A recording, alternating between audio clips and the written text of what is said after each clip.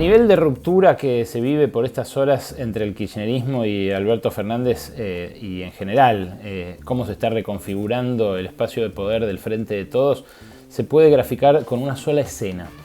Hace 2 semanas la Cancillería le puso el nombre de Héctor Timerman a un salón del Palacio San Martín y Cristina decidió no ir a pesar de el aprecio que siempre profesó y el afecto que mutuamente se prodigaban con Timerman. No fue para ni siquiera cruzarse con el canciller Santiago Cafiero. Se lo explicó a su hermano, a Javier Timerman, a quien le pidió verlo expresamente y lo recibió en el Senado, porque quería justamente que no lo sintiera como un desaire a Timerman, pero ya es algo que no se oculta. La relación tensa que hay con funcionarios de estrecha confianza de Alberto, como es el caso de Santiago Cafiero. Timerman se volvió descorazonado a Nueva York, a donde vive casi todo el tiempo. Es un financista, es un hombre muy escuchado en Wall Street, y se volvió descorazonado no porque no haya ido la vice al evento, cosa que entendió perfectamente, sino por las cosas que sacó como conclusión de lo que conversaron durante 1 hora sobre economía ahí en el despacho de la vicepresidenta.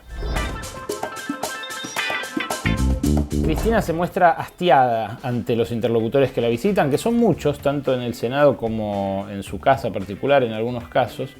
Se muestra hastiada con la gestión y les dijo a varios que la visitaron que su relación con Guzmán es irremontable.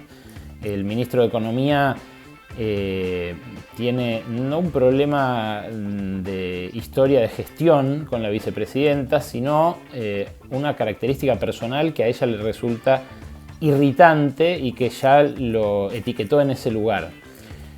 Miente, les dijo a un par de interlocutores que estuvieron charlando con ella. Miente, pero además, como Alberto no lee, lo pasa a Alberto.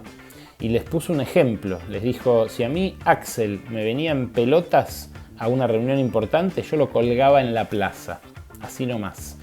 Y Guzmán estuvo en pelotas con el fondo hasta octubre. Evalúan cerca de la vicepresidenta.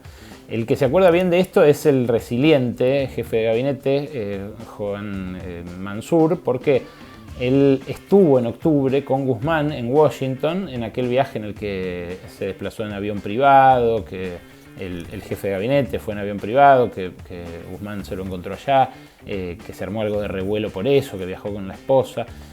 Pero ahí Guzmán y Mansur estuvieron juntos y Mansur fue testigo de cómo el staff del Fondo Monetario le transmitió su impaciencia al ministro porque no tenía ni una hoja redactada del acuerdo que ahora están terminando agónicamente de aprobar antes del vencimiento de la semana que viene.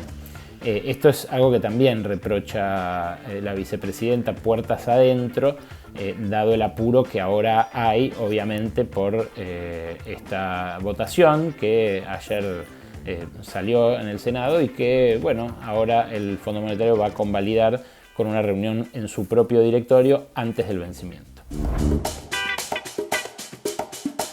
El problema es que en ese contexto de fractura expuesta se lanza la guerra contra la inflación que anunció Alberto Fernández después de que sonaran todas las alarmas antibombas el otro día con el anuncio de la inflación del 4,7 en febrero.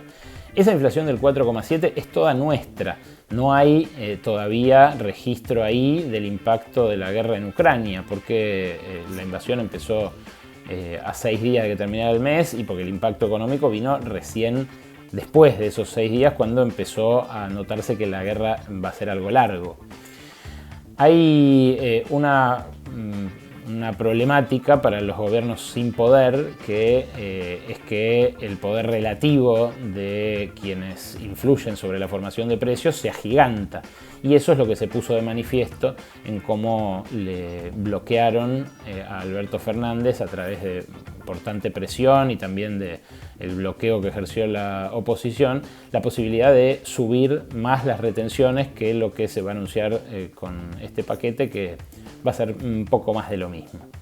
La palabra que promete volver a ponerse de moda es waiver. Waiver es lo que le va a pedir Argentina al Fondo Monetario Internacional en la primera revisión de este acuerdo en apenas 3 meses, porque no se van a cumplir las metas. La excusa probablemente sea la guerra, pero las metas ya eran incumplibles de antes.